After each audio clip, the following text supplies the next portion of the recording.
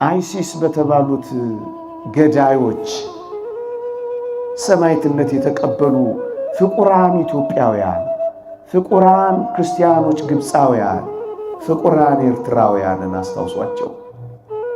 ገዳዩ ቡድን እኮ ገና እንዳያቸው ኢየሱስ ክርስቶስ ነው ትዝ ያለው። አንዳንዶች አይረዱም። እመቤታችንን ስናያት እኮ የምናየው እግዚአብሔርን ነው። እንደ አንድ ተራ ሴት የምንመለከታት ይመስላቸዋል፣ የሚያዩት አሉ።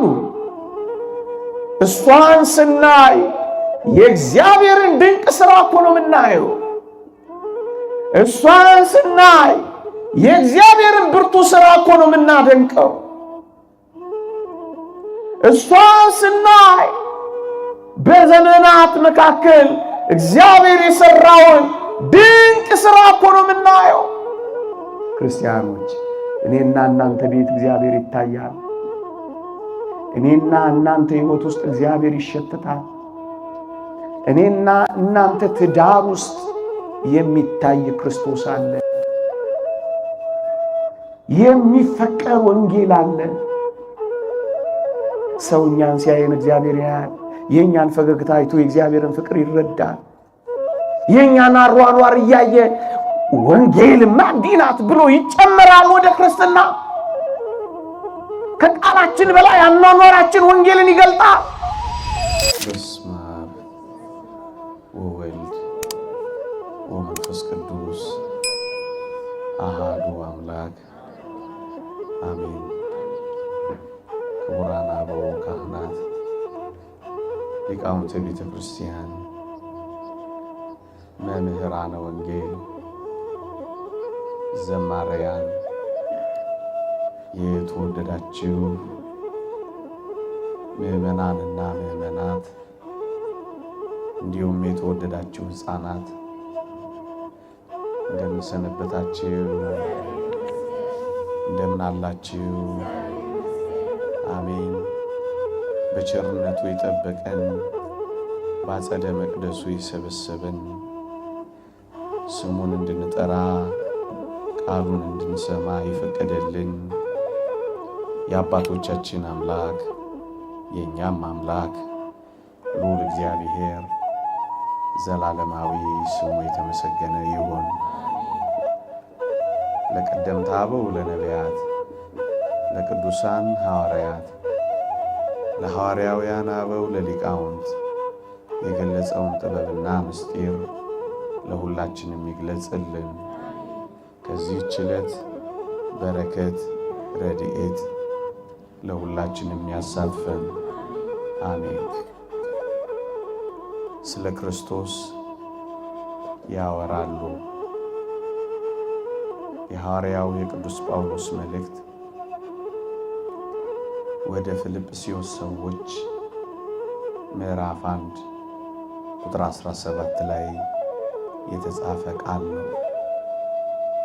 ስለ ክርስቶስ ያወራሉ። በዚህች ምሽት እግዚአብሔር ቢፈቅድ የምንማማርበት የትምህርታችን ርዕስ ነው።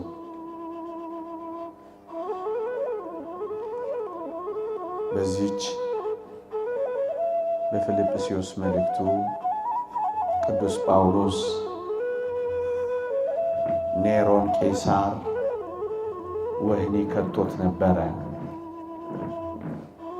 ይገርማችኋል ክርስቲያኖች፣ በዚህች መልእክቱ ቅዱስ ጳውሎስ የደስታ መልእክት ትባላለች። እቺ መልእክት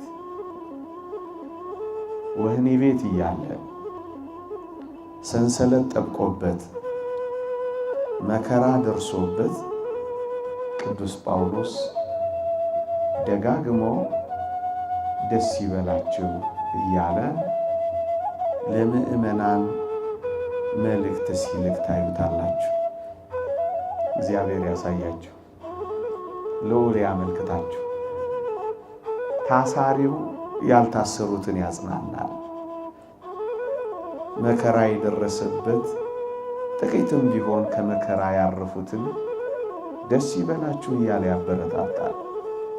ምን አይነት ጽናት እንደሆነ ተመልከቱት። እውነተኛ ክርስቲያኖች እንደዚህ ናቸው።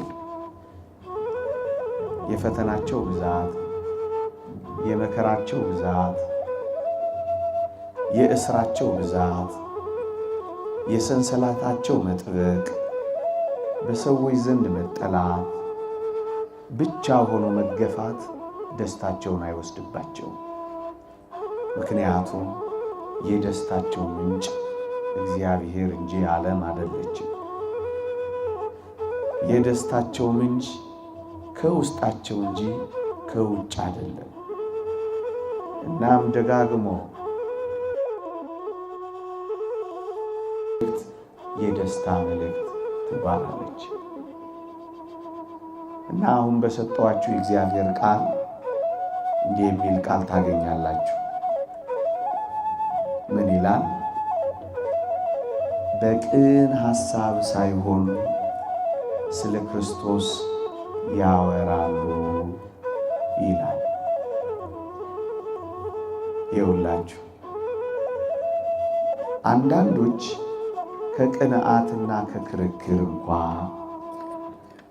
ሌሎች ግን ከበጎ ፈቃድ የተነሳ ክርስቶስን ይሰብኩታል አለና እነዚህ ለወንጌል መመከቻ ለመንግሥተ ሰማያት ጋሻ መሆኔን አውቀው ክርስቶስን ይሰብኩታል አለና እነዚያ ግን አለ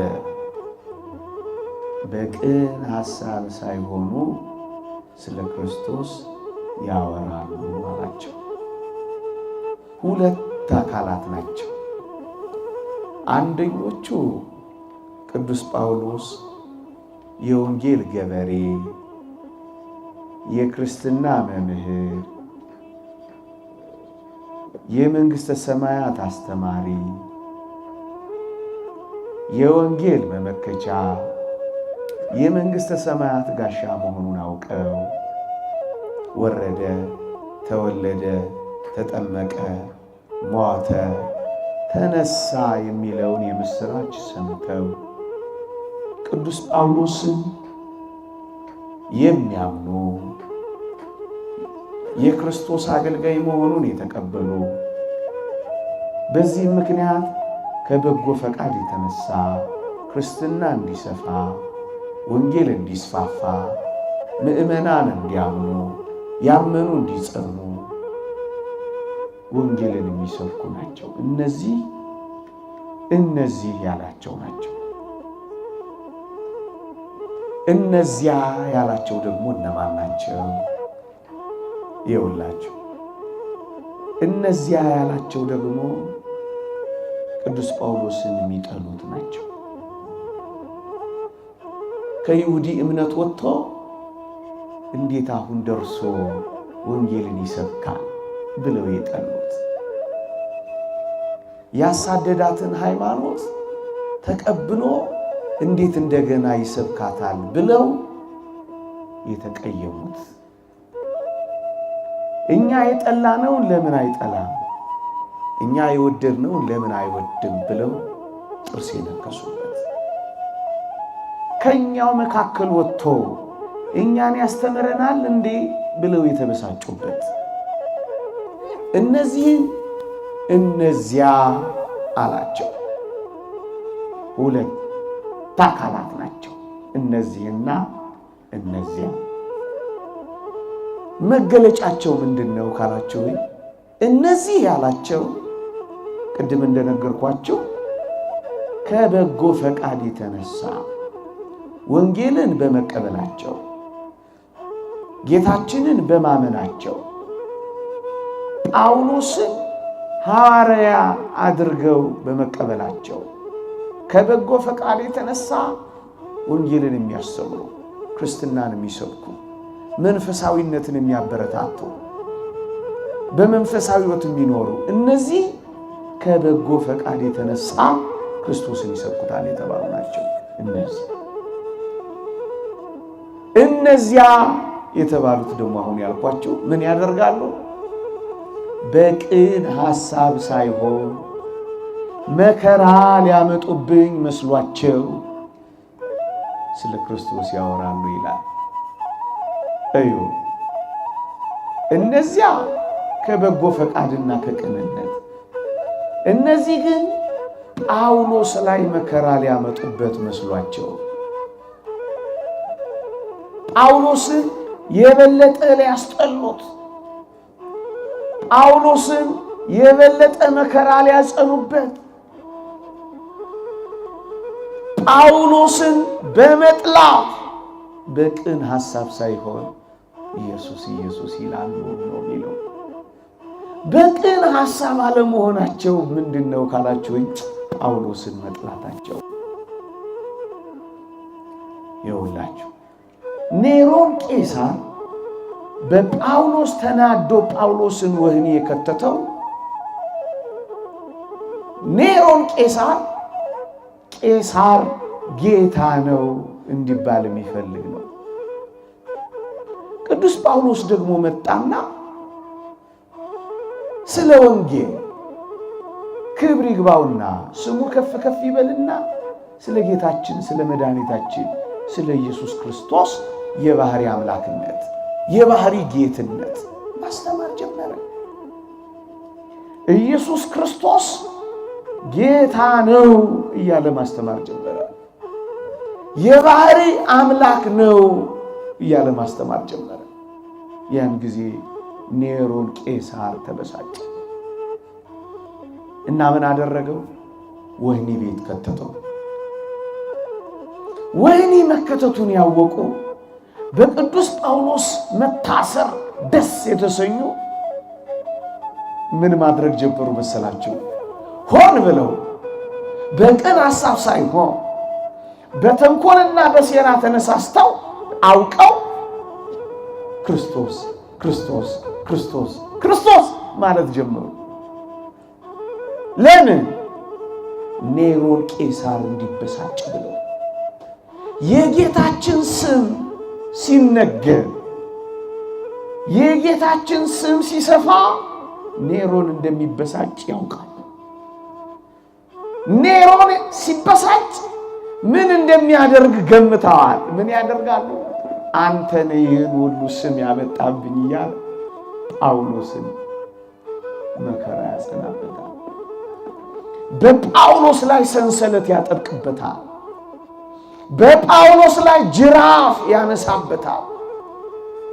በጳውሎስ ላይ ተደራራቢ ቅጣቶችን ያመጣበታል። ስለዚህ ጳውሎስ ከወህኒ እንዳይወጣ ቢቻል ፈጠን ብሎ እንዲሞት በቅን ሐሳብ ሳይሆኑ ሆን ብለው ኔሮንን በማበሳጨት በጳውሎስ ላይ መከራ ለማብዛት ኢየሱስ ኢየሱስ ማለት ጀመሩ።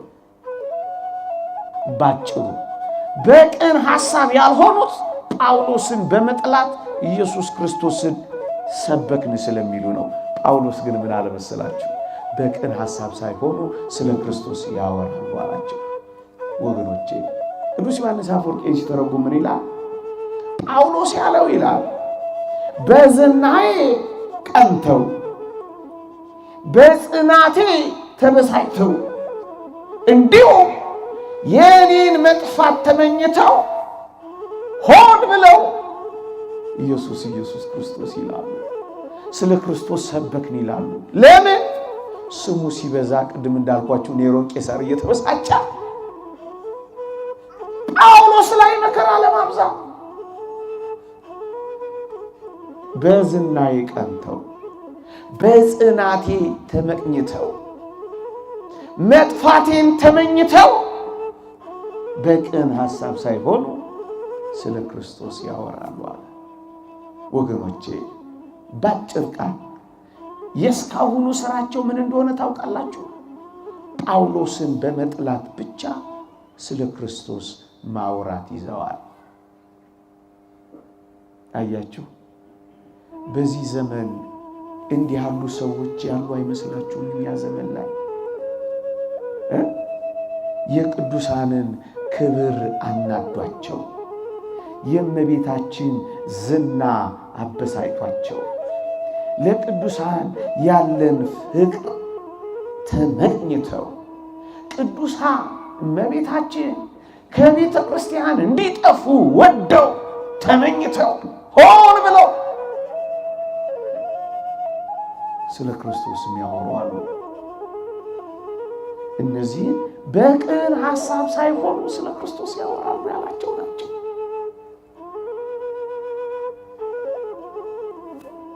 ቅዱሳን ሲከብሩ ያበሳጯቸው፣ ለእመቤታችን ያለን ፍቅር ጥርስ የነከሱባቸው፣ ለቅዱሳን ያለን መውደድ ያናደዳቸው፣ ሆን ብለው ቅዱሳን እንዲጠፉ፣ ስም አጠራራቸው እንዳይታወስ፣ መታሰቢያቸው እንዳይደረግ፣ ክብራቸው እንዳይነገር፣ ዝናቸው እንዲጠፋ፣ ጽናታቸው እንዳይመሰከር ሆን ብለው ኢየሱስ ኢየሱስ ኢየሱስ የሚሉትን ይሰብካሉ አይደለም ያላቸው፣ ያወራሉ ያላቸው። ወሬ ነው የሚላቸው። ጳውሎስን በመጥላት የሚሰበክ ኢየሱስ ክርስቶስ ስለሌለ ነው መከራ የሚያመጡብኝ መስሏቸው በቅን ሐሳብ ሳይሆኑ ስለ ክርስቶስ ያወራሉ ይላል። በእውነት እመቤታችንን በጣም በመጥላት ስሟ እንዲጠፋ በመመኘት ሆን ብለው ኢየሱስ ኢየሱስ የሚሉ ስለ ክርስቶስ የሰበኩ እንዳይመስሉን ስለ ክርስቶስ አወሩ ነው የሚለን መጽሐፍ ቅዱስ። ወሬ ነው፣ ስብከት አይደለም። አወሩ ነው የሚለው። ወገኖቼ ወንጌል እኮ ክርስትና እኮ በነ ጳውሎስ ሕይወት እኮ ነው የተገለጠችው። በነ ጳውሎስ ኑሮ እኮ ነው የታወቀችው። መጽሐፍ ቅዱሳችን እንዲህ እኮ ነው ያለው ቅዱስ ጳውሎስ በኤፌሶን መልእክት ምዕራፍ 6 ቁጥር 20 ላይ ለኔ ደግሞ እንደሚገባ አገልጠው ዘንድ ጸልዩልኝ እኮ ነው ያለው። ጳውሎስን ለምን ጠሉት ካላችሁኝ ኢየሱስ ክርስቶስን ስለሚገልጠው ነው። በቃል ትምህርት፣ በኑሮ ሕይወት፣ በሞት ሰማዕትነት አምላኩን ስለሚገልጠው አይሁድ ዘመዶቹ የጠሉት ለዚህ ነው። አንዳንዶች አይረዱም። እመቤታችንን ስናያት እኮ የምናየው እግዚአብሔርን ነው። እንደ አንድ ተራ ሴት የምንመለከታት ይመስላቸዋል። የሚያዩት አሉ። እሷን ስናይ የእግዚአብሔርን ድንቅ ሥራ እኮ ነው የምናየው። እሷን ስናይ የእግዚአብሔርን ብርቱ ሥራ እኮ ነው የምናደንቀው። እሷን ስናይ በዘመናት መካከል እግዚአብሔር የሠራውን ድንቅ ሥራ እኮ ነው የምናየው። በቃል ትምህርት፣ በኑሮ ሕይወት፣ በሞት ሰማዕትነት ኢየሱስ ክርስቶስን ስለሚገልጡ ነው እኮ የሚጠሉት። ወገኖቼ አንዳንዶች ቅዱሳን ወይም ጻድቃን ወይም ሰማዕታት ኢየሱስ ክርስቶስን ሸፈኑት ሊሉን ይሞክራሉ። እዩ እስኪ እገልጠው ዘንድ እኮ ነው ያለው።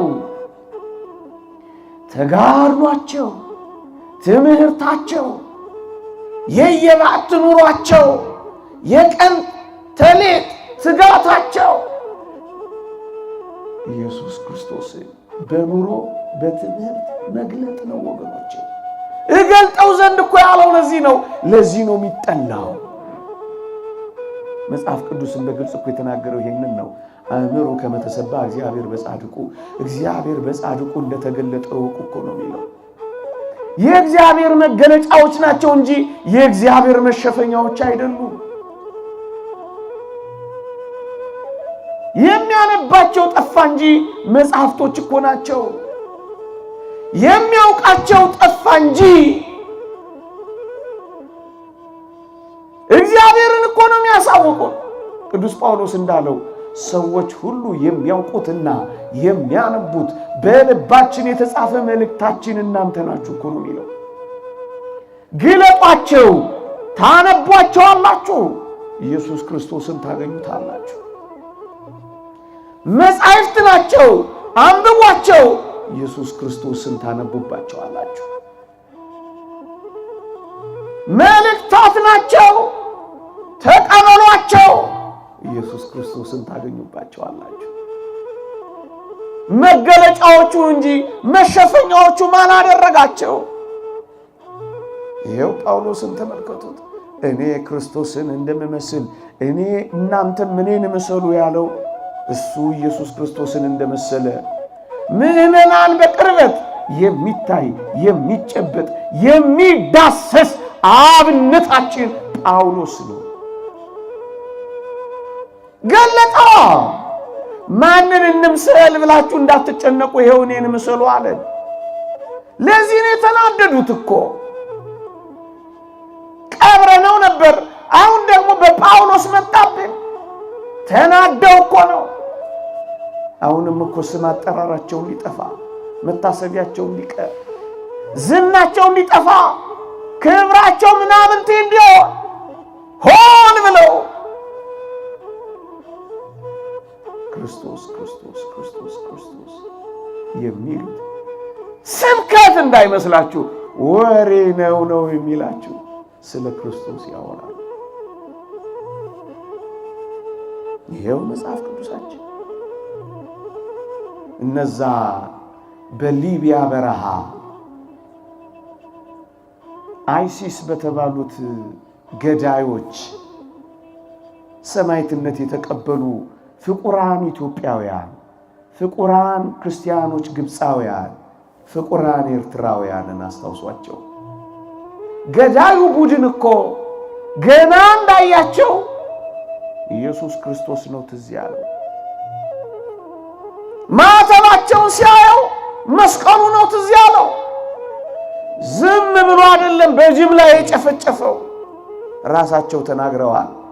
የገደልነው ሃይማኖታችንን አንቀይርም ያሉትን ነው ያሉት። who resist to change their religion ሃይማኖታቸውን ለመቀየር እምቢ ያሉትን አርጃለሁ ነው ያለው። ሲያያቸው ያየው ኢየሱስ ክርስቶስን ነው። ሲያያቸው ያየው መስቀሉን ነው። እናም ለዚህ ነው የተበሳጨው። ነጠላችንን ሲያይ የሚበሳጨው፣ ጉልላታችንን ሲያይ የሚበሳጨው፣ የመቅደሳችንን ድምፅ ሲሰማ የሚበሳጨው ለምን የሚዘገንነው ይመስላችኋል? ኢየሱስ ክርስቶስን ስለሚያየው። ወንጀለኞች የተቀጡበትን ቦታ የመቀጫ ቦታቸውን ሲያዩ ዝግንን እንደሚላቸው የተቀጣበትን ቦታ የምታስታውሰው አንተን ይጠላል። ቅዱሳን የተሸከሙት እሱን ነው። ለዚህ ነው የሚጠላቸው። ይጥፉ የሚለው እኮ ለዚህ ነው። ክርስቲያኖች አላያችኋቸውም? እነዚያን ጌታችን ከለሜዳ እንደለበሰ ከለሜዳ ለብሰው ሲጎተቱ አላያችሁ? ክርስቶስ እንደ በግ እንደተጎተተ እንደ በግ ሲጎተቱ አላያችኋቸው? እሱ ደሙ እንደፈሰሰ ደማቸው ሲፈስ አላያችኋቸው? ያ ግብፃዊው ዲያቆን እንዳለው አይሲስ ሆይ እናመሰግንሃለን፣ ከምንወዳቸው ኢትዮጵያውያን ጋር ደማችንን ባህር ውስጥ ቀላቅለዋልና እናመሰግንሃለን እንዳለው። ሲያያቸው ያየው መስቀሉ ነው። ሲያያቸው ያየው ክርስቶስን ነው። ለዚህ ነው በቅዱሳን እኮ የሚበሳጨው። ለዚህ ነው እንዲጠፉ የሚመኘው። ለዚህ ነው በክብራቸው የሚቀናው እና መጥፋታቸውን ተመኝቶ በጽናታቸው ተበሳጭቶ ይጥፉ የሚለው አዲስ ስለ ክርስቶስ በማውራት ነው። ጳውሎስን በመጥላት የሚሰበክ ኢየሱስ ስለሌለ ነው። ጳውሎስ መከራ ሊያመጡብኝ መስሏቸው ሆን ብለው በቅን ሐሳብ ሳይሆኑ ስለ ክርስቶስ ያወራሉ ያላቸው። ቅዱሳንን በመጥላት የሚከብር ኢየሱስ ያለም ይመስላቸው። ኤጲፋኒዮስ ዘቆጵሮስ ሊቀ ጳጳስ በረከቱ ይደርብንና እንዲህ አለ። ማርያም ምንም እንኳን ቅድስት፣ ምንም እንኳን ንጽሕት፣ ምንም እንኳን ውብ ብትሆንም አናመልካትም አለና፣ ነገር ግን ማንም ኢየሱስ ክርስቶስን እወዳለሁ የሚል ማደሪያውን ግን የማከብር ኢየሱስ ክርስቶስን አከብርን ያለው። እሷን በዝምታ እየዘለሉ ኢየሱስን መውደድ አለ። እንዳልተፈጠረች በመቁጠር ክርስቶስን ማክበር የለም እኮ ነው ያለው። ኢየሱስ ክርስቶስን እንወዳለን የሚሉ ማደሪያዎቹን ግን የሚንቁና የሚያቃልሉ እንደሌሉ የሚቆጥሩ በእውነት ስለ ኢየሱስ ክርስቶስ የሚቆረቆሩና የሚሰብኩ እንዳይመስሏችሁ ነው የሚለው። ስለ ክርስቶስ ያወራሉ። ወሬ ነው ወገኖቼ። እኒህ እኮ የወንጌል አካል እኮ ናቸው። ራሳቸው ኑሯቸው የወንጌል አካል እኮ ነው። እስኪ አንድ ቃል አስታውሳችሁ። አንዲት ሴት ጌታችን በምኩራብ ሳለ ሙዳየ ምጽዋት ውስጥ ከሚጥሉ ሰዎች አንዲት የተለየች ሴት ጌታችን አደነቀ። ሌሎቹ ከትርፋቸው ሰጡ። እቺ ሴት ግን ያላትን 2 ዲናር ሙዳይ ውስጥ ከተታያት። እናም እንዲህ ብሎ አደነቃት። ሌሎቹ ከትርፋቸው ሰጡ፣ እሷ ከጉድለቷ ሰጠች፣ እንደው ትዳሯን ሰጠች ብሎ አደነቃትና ምንም የሌላትን የመጨረሻዋን ነው የከፈለችው የሰጠችው። አደነቃትና ምን አለ መሰላችሁ?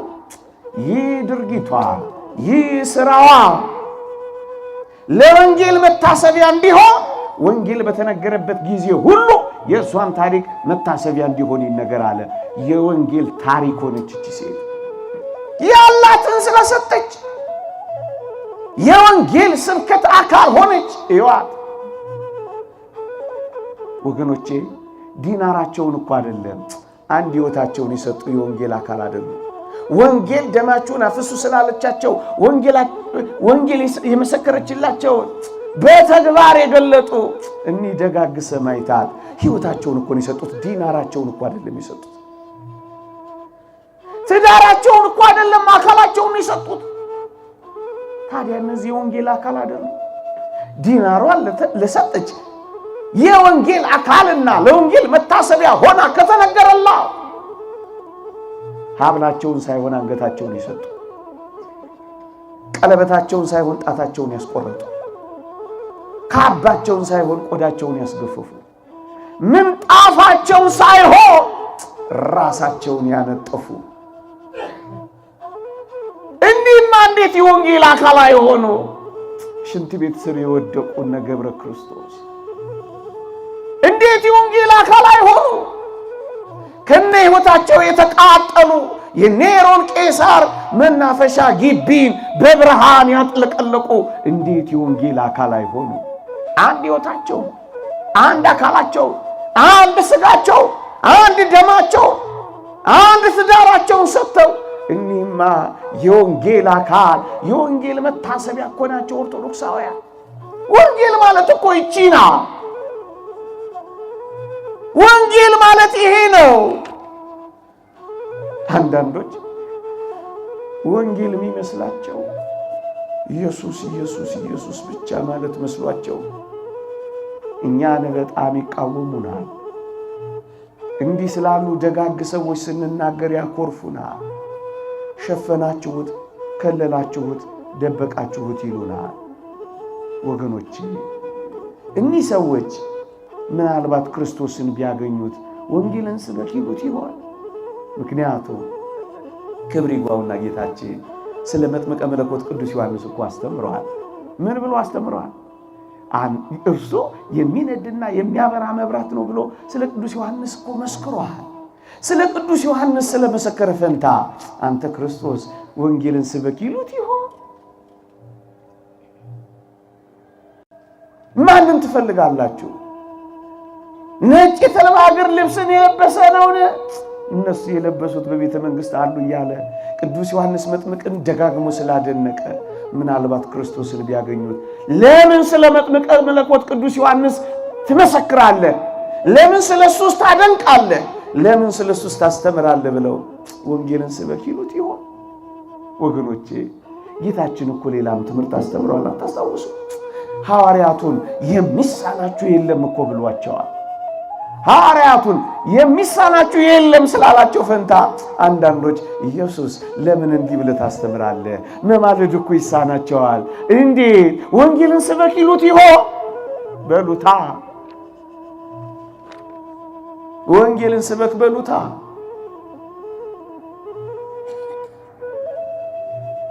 እኔ በእኔ የሚያምን እኔ የማደርገውን ያደርጋል ከእኔም የሚበልጥ ያደርጋል ሲል ስትሰሙ ለምን ያበሳጫችኋል? ምናልባት ኢየሱስ ክርስቶስን ብታገኙት እንዴት ከእኔ የሚበልጥ ያደርጋል ትላለህ? አንተ ኢየሱስ ወንጌልን ስበክ በሉታ ለምን ስለ እነሱ ትናገራለህ ትሉት ይሆን?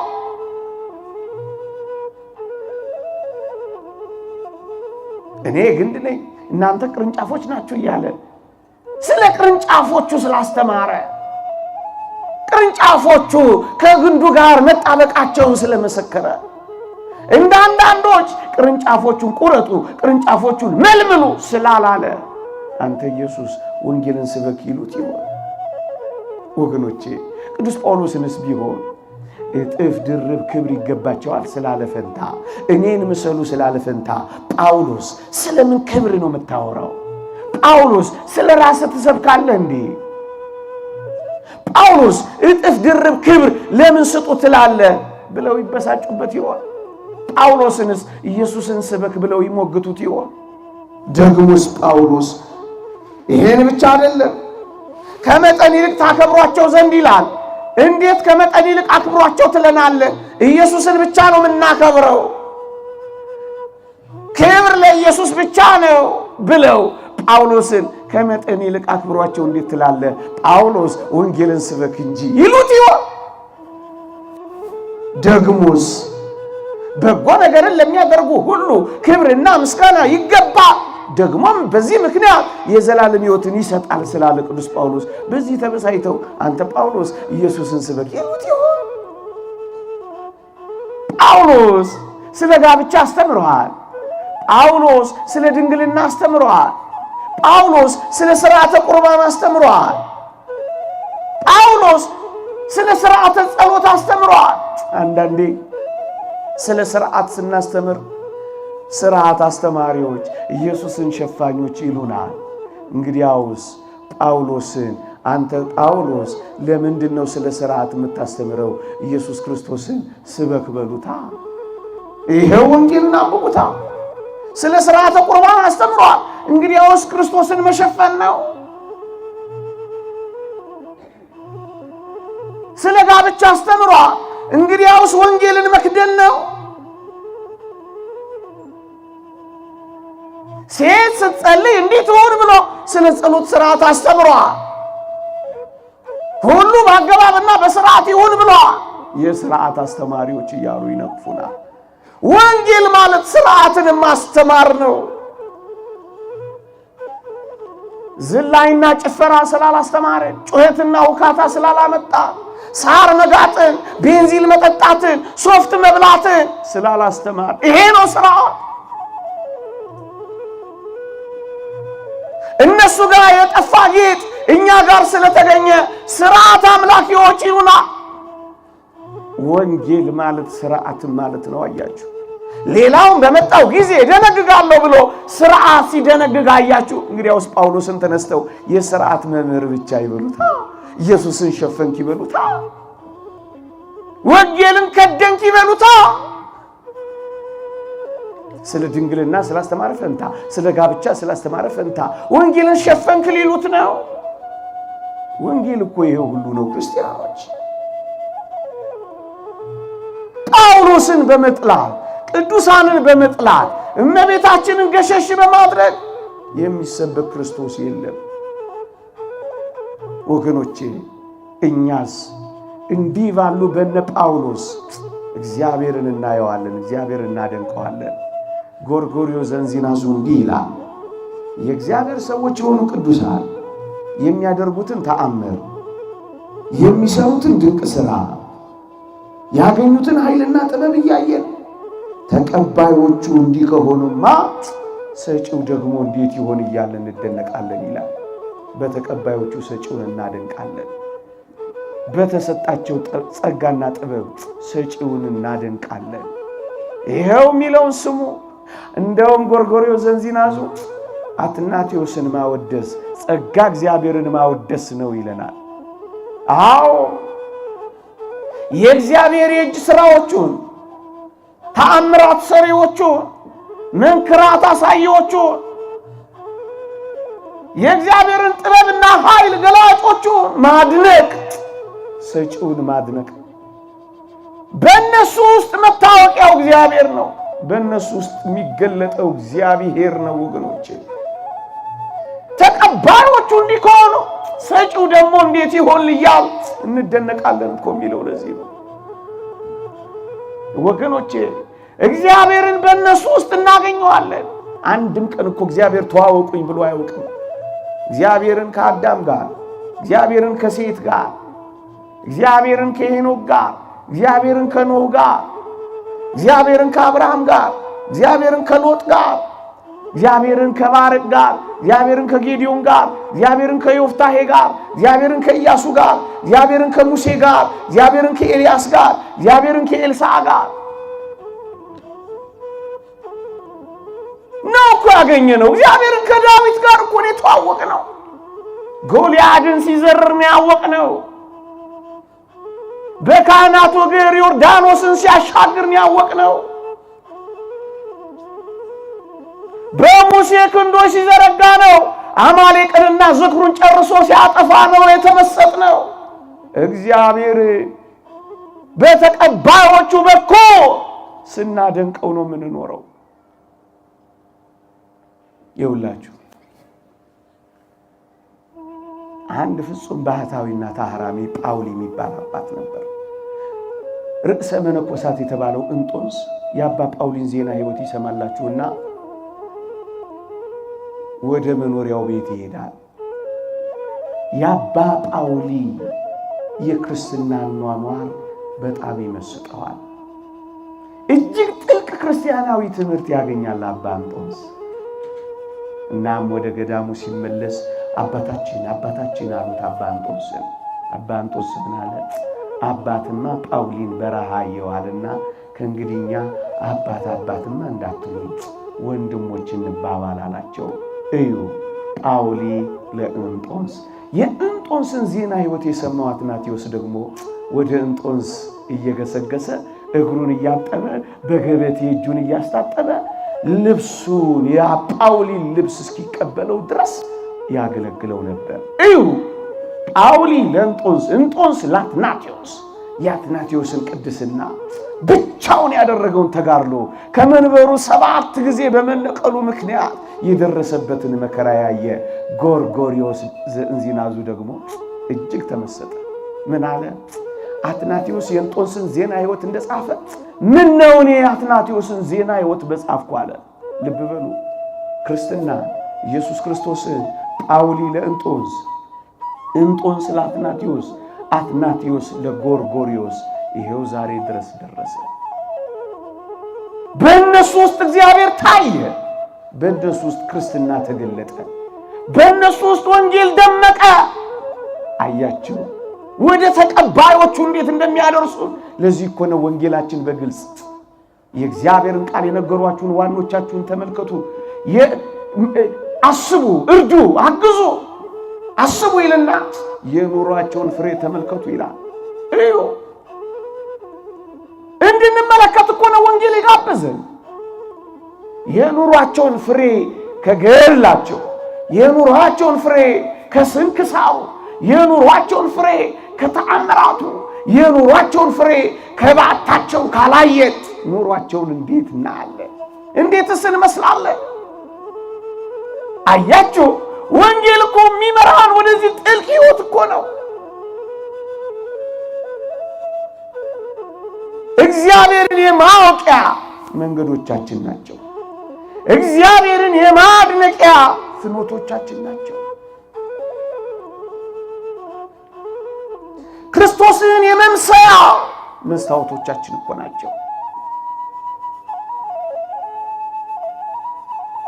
ሙሴ ጸልም የሚባል እጅግ የበረታ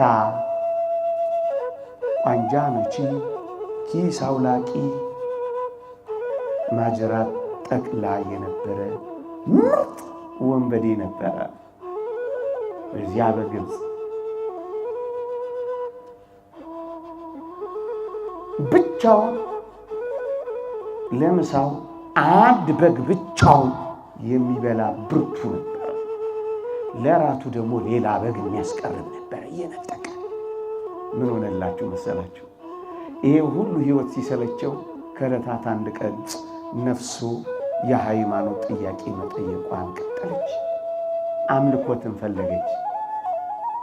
ፈጣሪን በፀሐይ ውስጥ፣ ፈጣሪን በጨረቃ ውስጥ፣ ፈጣሪን በማዕበላት ውስጥ፣ ፈጣሪን በውሆች ውስጥ፣ ፈጣሪን በተራራ ውስጥ ፈለገ። እሱ ባሳመራቸው ነገሮች ውስጥ ሁሉ አምላክን አሰሰ። ነፍሱ አረካችን። ከዚያ ምን አደረገ መሰላችሁ? እነዚያን ቋንጃ ቆራጭ ኪስ አውላቂ ጓደኞቹን እግዚአብሔርን ማየት እፈልጋለሁ አላቸው። ምን አሉት ጓደኞቹ? እግዚአብሔርን ማየት ከፈለክማ ወደ ገዳመ አስቄጥስ ግባ አሉት። ወገኖቼ እግዚአብሔርን ማየት ከፈለጋችሁ ሙሉ ጊዜያቸውን ለእግዚአብሔር ወደ ሰጡ ሰዎች ገስግሱማ። ጭምትነታቸው፣ የክርስቶስን ዝምታ፣ የክርስቶስን ትሕትና፣ የክርስቶስን ፍቅር፣ የክርስቶስን ሰው መውደድ፣ የክርስቶስን ብቻ መኖር፣ የክርስቶስን ቤት አልባ ሆኖ መኖር፣ የጌታችንን ንብረት አልባ መሆን፣ በእውነት ሁለንተናውን እዚያ በረሃ ውስጥ ታገኙታላችሁ። አንዳንዶች አፋቸውን ከፍተው እንኳን እንዲህ ያሉትን ይሳደባሉ፣ ጨክነው ይራገማሉ። ግባ እግዚአብሔርን ማየት ከፈለክ አሉት። ይገርማችኋል፣ ሰይፉን እንደያዘ ገዳመ አስቄጥስ ገባ። አባ ይስድሮስ የሚባል አባት ሙሴ ጸሊምን ስለሚያውቀው ገና ሰይፉን ይዞ ሲያየው ዛሬ ፈጀን ይሆን በዲ አለ። ለካ ሙሴ መጣው ማንን ሊያይ ነው? እግዚአብሔርን ሊያይ ነው። ክርስቲያኖች፣ እኔና እናንተ ቤት እግዚአብሔር ይታያል። እኔና እናንተ ሕይወት ውስጥ እግዚአብሔር ይሸተታል። እኔና እናንተ ትዳር ውስጥ የሚታይ ክርስቶስ አለ። የሚፈቀር ወንጌል አለ።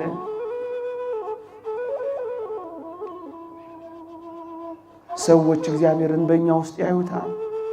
ሰዎች በእኛ ሕይወት ውስጥ እግዚአብሔርን ያገኙታል። ንግግራችን ክርስትናን ይሸታል። አኗኗራችን ወንጌልን ያመለክታል። ፍቅራችን ሰውን ስቦ ያስቀራል። ሊገለን ነው አለ አባ ይስድሮስ። ሙሴ ጸሊም እግዚአብሔርን ማየት እፈልጋለሁ አላቸው። አሳዩኝ አላቸው። አባ መቃርስ ጋር ወሰደው ይላል ታሪኩ። አባ መቃርስ ምን አለው ይላል?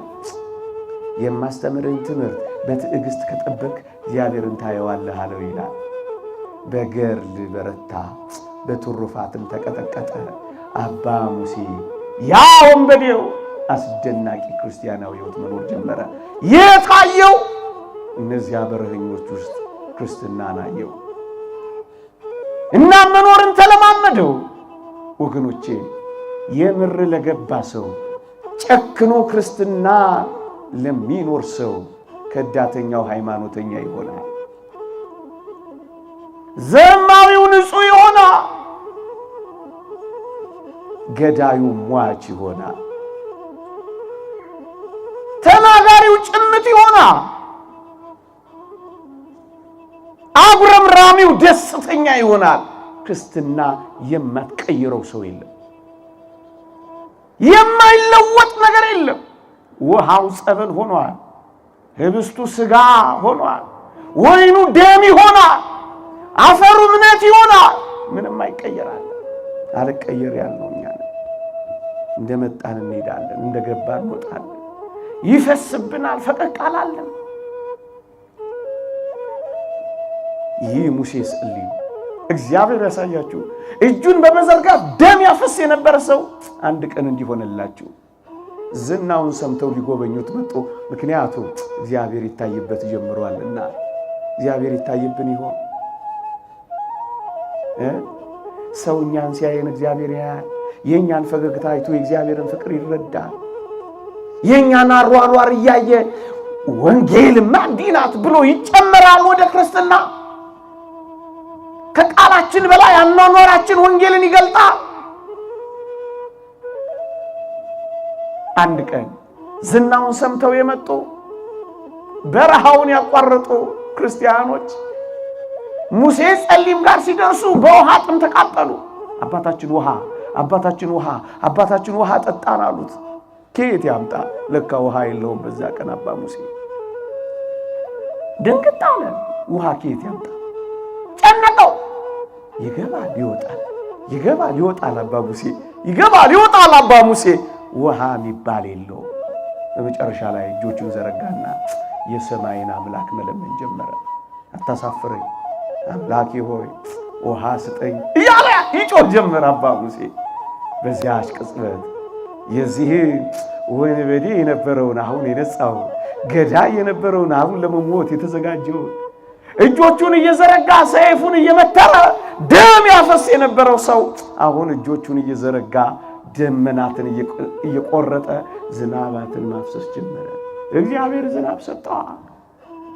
ሞላና ጠጣቸው፣ ከጥም ገላገላቸው።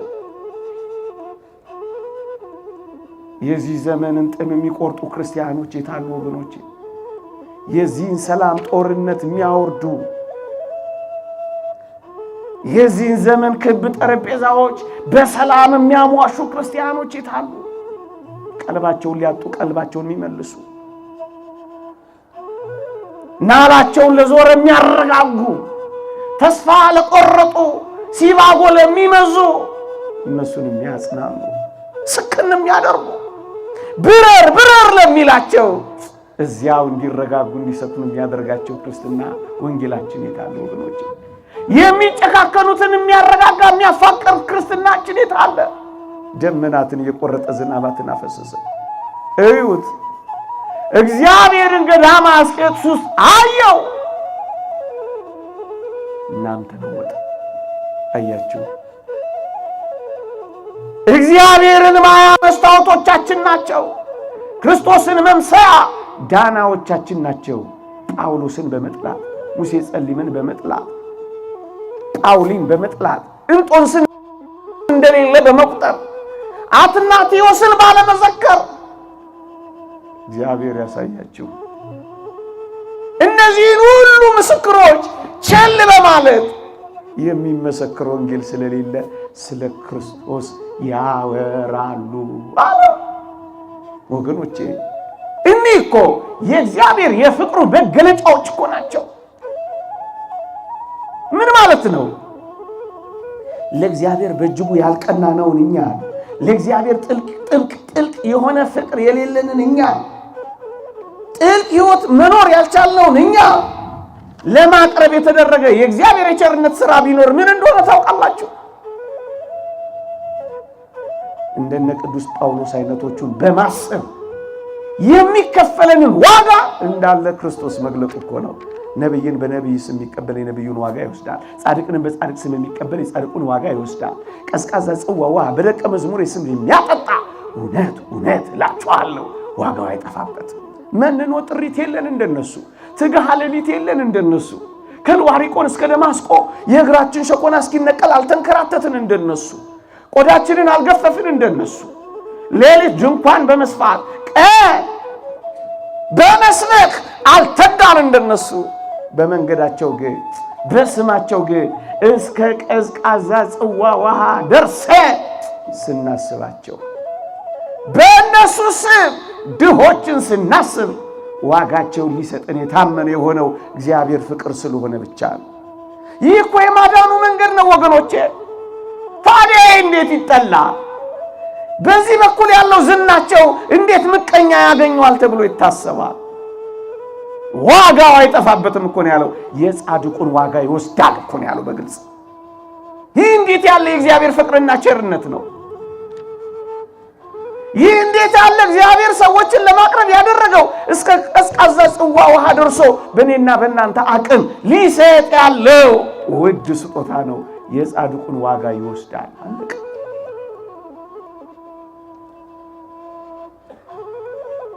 እስኪ ልጠይቃችሁ። ኃይሌ ገብረስላሴ በርካታ ሪከርዶችን ሰብሯል። እውነት አሰብ እውነት ነው፣ ሰብሯል። ኃይሌ ገብረስላሴ በሰበራቸው ሪከርዶች ሁሉ ይሸለም ነበረ። እውነት አሰብ እውነት ነው፣ ይሸለም ነበር። ኃይሌ ገብረስላሴ ሲሸለም ግን አብሮት አንድ ሰው ይሸለም ነበር። ማን ነበር ያ ሰው? ያሮጠ ሰው፣ ትራክ ላይ ሄዶም የማይመስል ሰው አብሮት ይሸለም ነበር። ኃይሌ በተሸለመ ቁጥር የኃይሌን ሽልማት ጥቂት ዋጋ ይወስድ ነበር። ማን ነበር እሱ? አሰልጣኙ ነው፣ ወልደ መስቀል ኮስትር የሚባሉ አሮጡ። አንድ ነገር አድርገዋል። ኃይሌን ግን በሩጫው ሁሉ አገዘውታል። እናም የኃይሌ ማሸነፍ ዋጋ ላገዘውም ለረዳውም ለሱ ይደርሰው ነበረ። ዋጋው አይጠፋበትም ማለት እኮ ይሄ ነው። ቅዱሳንን ስናግዝ፣ ቅዱሳንን ስናስብ፣ በእነሱ ስም ድሆችን ስንረዳ እግዚአብሔር ለእነሱ ያለውን ሽልማት በጥቂቱ ሊሰጠን ቃል ገባ። ይህ ምን ያበሳጫል? ይህ ምን ያስጠላል? አንዳንዶች ይህ እኮ ምንም አይደለም ብለው እንደ ተራ ነገር ይቆጥሩታል። የቅዱሳን የነቢያት የጻድቃን ዋጋው አይጠፋበትም ያለው ዋጋ ምንድን ነው ካላችሁኝ፣ መጽሐፍ ቅዱስ በግልጽ ይናገራል። ምን ይላል? የጻድቅ ደሞዝ ለሕይወት ነው ይላል። ለመዳን ነው እንጂ የሚጠቅመን ታዲያ ለምንድን ነው? ምሳሌ ምዕራፍ 10 ቁጥር 16 የጻድቅ ደሞዝ እኮ ለሕይወት ነው፣ ለመዳን ነው። ለመዳን ነው እንጂ የሚጠቅመን ሌላ ለምንድን ነው? ለዚህ እኮ ነው ቅዱስ ጳውሎስ በጸሎታችሁና በኢየሱስ ክርስቶስ መንፈስ መሰጠት ለመዳን እንዲሆንልኝ አውቃለሁ የሚለው። ለመዳን ነው የሚጠቅመን፣ ለመዳን ነው የሚያግዘ፣ ለመዳናችን ነው የሚያበረታ። ታዲያ ይሄንን መጥላት ይቻላል? በዚህ የምናገኘው ክብር መመቅኘት ይቻላል? ይህ እንዲጠፋ መመኘት ኢየሱስ ክርስቶስን ቃሉን መሻር ኢየሱስ ክርስቶስን ማክበር ነውን? ለዚህ እኮ ነው በቅን ሐሳብ ሳይሆኑ ስለ ክርስቶስ ያወራሉ። የክርስቶስን ቃል እየሻሩ ኢየሱስን ማክበር እንዴት ይቻላል? እሱ የገባውን ቃል ኪዳን እንደሌለ እየቆጠሩ ኢየሱስ ማለት እንዴት ይቻላል? ስለ ክርስቶስ ያወራሉ። ወሬ ነው። አንድ ሁለት ነገር ተናግሬ ላብቅ። ወገኖቼ እኛ እውነተኛ የቤተ ክርስቲያን አካል ነን የምንለው ለምን እንደሆነ ታውቃላችሁ? ይኸውላችሁ መጽሐፍ ቅዱሳችን እንዲህ ይገልጠዋል። ኢየሱስ ክርስቶስ የቤተ ክርስቲያን ራስ ነው።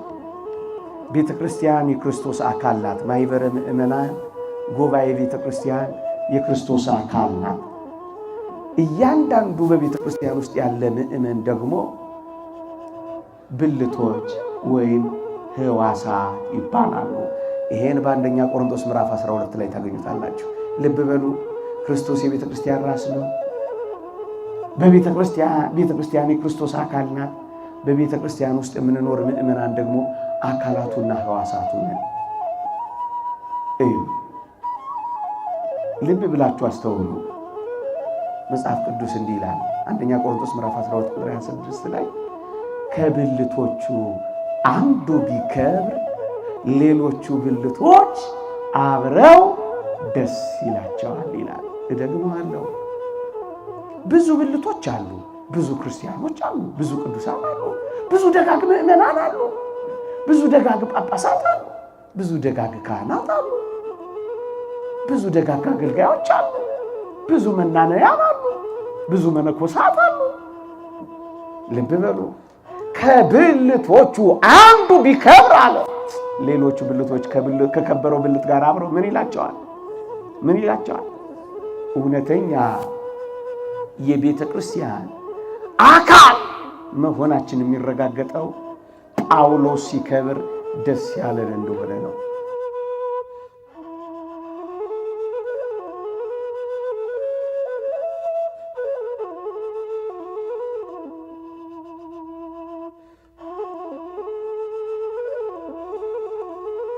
ዝናቸው ሲሰፋ፣ ስማቸው ሲጠራ፣ ዝክራቸው ሲበዛ ካኮረፈ በዝናቸው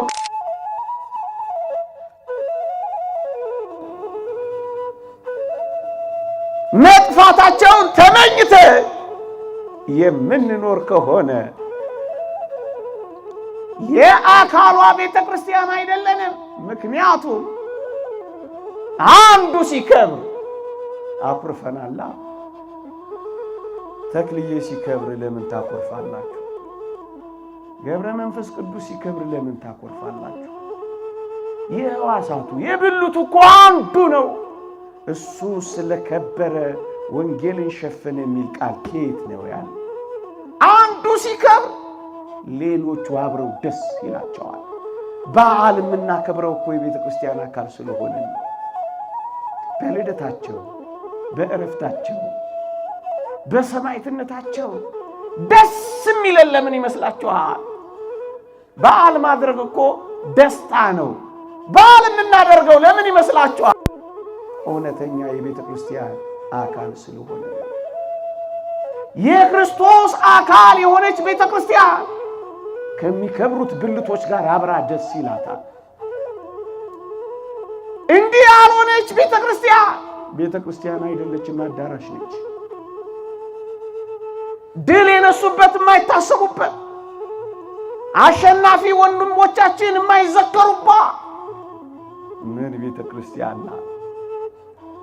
ይጥፉ ይውጡ፣ አትናገሩላቸው፣ አትመስክሩላቸው የሚባልባት ቤት ምን አይነት ቤት ናት? ባዶዋን የቀረች ከትላንት ጋር ያልተገናኘች ምንም የምትወርሰው ውርስ የሌላ ብቻዋን ያለች። ታዲያ ይህን መቃወም፣ ይሄን መጥላት፣ ይሄን ክብር ማሳደድ በቅን ሐሳብ ሳይሆን ስለ ክርስቶስ ማውራት ነው ወገኖቼ።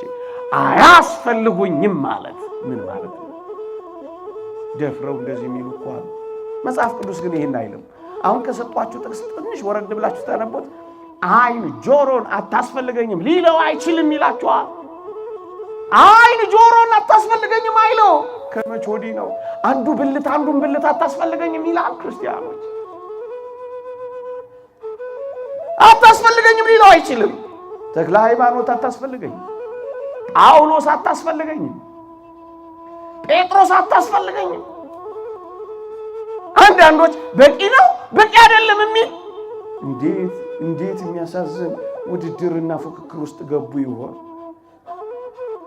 ከኛ ለመምቃት እንጂ ከሌላው ነገር ጋር ይመስላችኋል? ጸሎታችን ባይሰማ ግዳጅ ባይፈጽም መስዋዕታችን ስሙር አልሆን ቢል የእግዚአብሔር ዓይኖች ወደ ጻድቃን ጆሮቹም ወደ ጩኸታቸው ብትሆን ወደ ጆሮአቸው ቀረብን፣ ወደ ጩኸታቸው ተጠጋ፣ ወደ ምልጃቸው መጣ። እግዚአብሔር በቂ ስላልሆነ ነው እንዴ አብርሃም አቢሜሌክን ወደ አብርሃም የላከው? እግዚአብሔር በቂ ስላልሆነ ነው እንዴ የኢዮብን ጓደኞች ወደ ኢዮብ የላከው? በእውነት ለክርስቲያኖች የማይገባ መጨቃጨቂያ ከኛ ለመብቃት የተነሳ ነው። እግዚአብሔር አጋዦች በሙሉ የሰጠን አያስፈልጉኝም አይባልም እንዴ?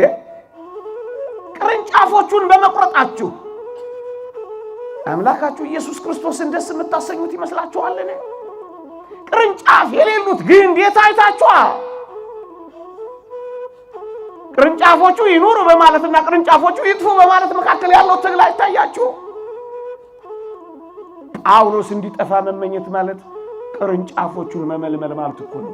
በዝናው ቀንተው በክብሩ ተመቅኝተው እንዲጠፋ ተመኝተው ከሆነ ከቅርንጫፉ የሚቆረጥ ጳውሎስ የለም። ለዚህ ነው እንዲህ የሚያስቡ ሰዎች አያስፈልጉም የሚሉ ሰዎች ስለ ክርስቶስ እያወሩ ነው እንጂ ስለ ክርስቶስ እየሰበኩ እንዳይመስሏችሁ። አዎ ማንም ሆነ ማን ሰውን አትናቂልና በተለይ አንተ የምትንቀው ሰው ክርስቲያን ከሆነ ኢየሱስ ክርስቶስን እንደላከው ቁጠረው ይላል ዮሐንስ አፈወርቅ። ምክንያቱም በመጠመቁና በመቁረቡ የክርስቶስ ሕዋስና ብልት ሆኗልና ይላል። ዓይንህን አታስፈልገኝም ትላለህ። ታዲያ ማርያምን አታስፈልገኝም ካልክ ከሕዋሳቷ በላይ የሆነችውን እሷን አታስፈልገኝም እንደማለት እኮ ነው። የክርስትናና የስርየታችንን እናት ማባረር ይቻላል? አንተ እናትህን ታባረራለህ? አንተ የእናትህን ፎቶ ትቀዳለህ? አንተ እናትህን በቤት ስሟን አታነሳ? አዎ እመቤታችን ቅድስት ድንግል ማርያም ወንጌል ሲጀምር የኢየሱስ እናት ነበር የተባለችው። የኢየሱስም እናት በዚያ ነበረች ይላል። ወንጌል ሲፈጸም የሁላችን እናት ነው የሆነችው።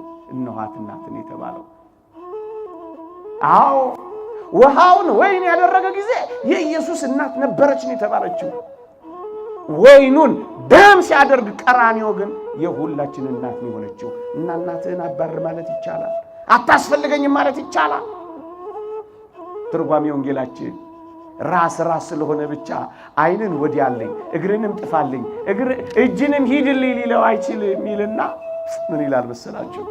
ዓይን አይቶ እጅ መክቶ እግር ሄዶ ካላዳነው በቀር ቆለል ሲል ጨፍልቀው ይጥሉታል ይላል። ሁሉም ያስፈልጋል። አታስፈልጉኝም ማለት ይብቃ።